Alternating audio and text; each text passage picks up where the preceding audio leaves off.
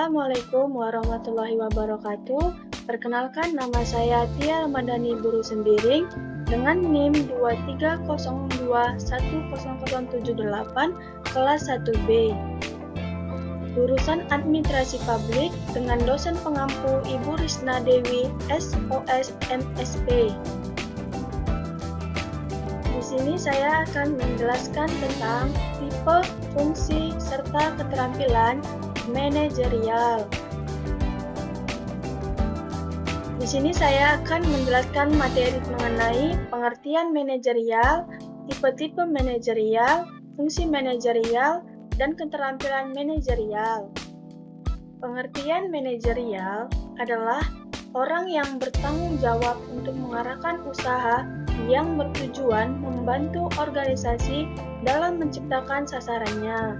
Mengelola pekerjaan berarti kita berbicara tentang 4 fungsi spesifik dari manajer, yaitu merencanakan, mengorganisasikan, memimpin, dan mengendalikan. Manajer membawahi sekelompok karyawan dengan tugas-tugas yang lebih spesifik. Ada juga definisi manajer menurut para ahli, yaitu 1. Robert Tannenbaum.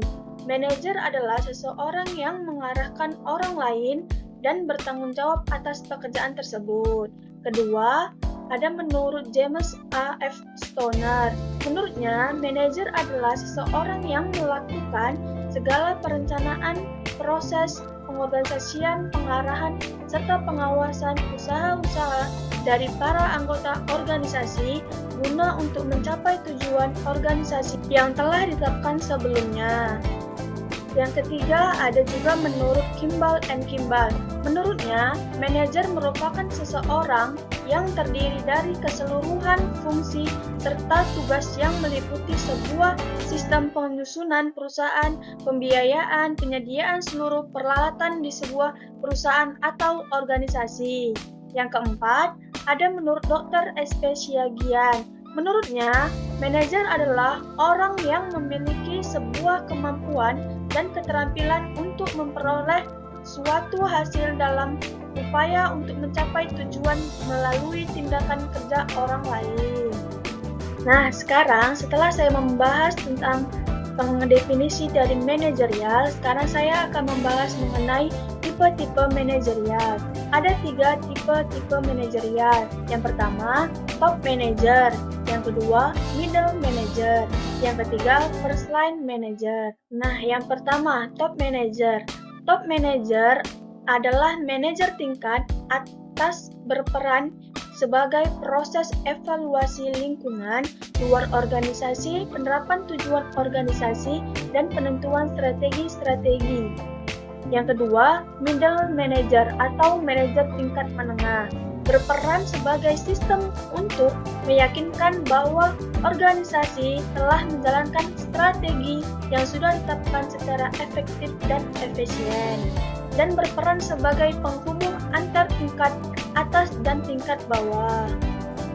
Yang ketiga adalah first line manager atau bisa disebut dengan manajer tingkat bawah yang memiliki peran sebagai sistem meyakinkan bahwa tiap-tiap tugas tertentu telah dilaksanakan secara efektif dan efisien. Nah, sekarang saya akan membahas dari fungsi-fungsi manajer. Yang pertama yaitu merencanakan atau planning. Kegiatan ini menyusun rencana tujuan, kebijakan prosedur, budget, dan program perusahaan.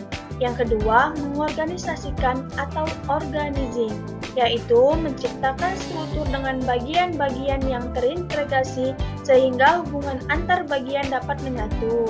Yang ketiga, pengarahan atau actuating, yaitu suatu fungsi kepemimpinan manajer untuk meningkatkan efektivitas dan efisiensi kerja secara maksimal serta menciptakan lingkungan kerja yang sehat dan dinamis.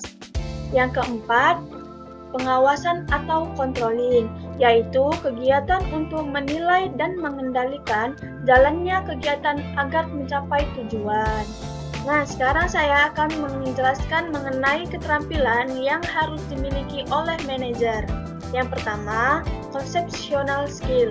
Seorang manajer, khususnya manajer tingkat atas atau top manager, wajib memiliki keterampilan manajer untuk menyusun, merencanakan strategi, konsep, ide, dan gagasan demi kemajuan organisasi. Yang kedua yaitu humanity skill. Manajer juga harus memiliki keterampilan berkomunikasi atau yang ada hubungannya dengan orang lain. Komunikasi persuasif harus selalu diterapkan oleh manajer terhadap timnya agar manajer dan bawahan tidak adanya miskomunikasi atau miskomunikasi. Yang ketiga yaitu technical skill. Keterampilan ini mengacu pada kemampuan Anda sebagai manajer untuk menjalankan suatu pekerjaan tertentu yang berkaitan pada hal-hal teknis. Yang keempat yaitu time management skill. Seorang manajer harus mampu mengelola waktu yang dimilikinya secara bijaksana. Setiap menit yang terbuang sia-sia akan sangat merugikan perusahaan. Waktu adalah aset yang sangat berharga, oleh karenanya, manajer harus mampu mengelolanya dengan sangat baik agar produktivitas perusahaan tetap berjalan dengan baik. Yang kelima yaitu making design skill. Seorang manajer harus memiliki keterampilan yaitu menentukan syarat terbaik dalam mengatasi masalah. Ini adalah keterampilan yang harus atau utama yang harus dimiliki oleh seorang top manager. Mungkin sekian dari presentasi saya, lebih dan kurang saya mohon maaf.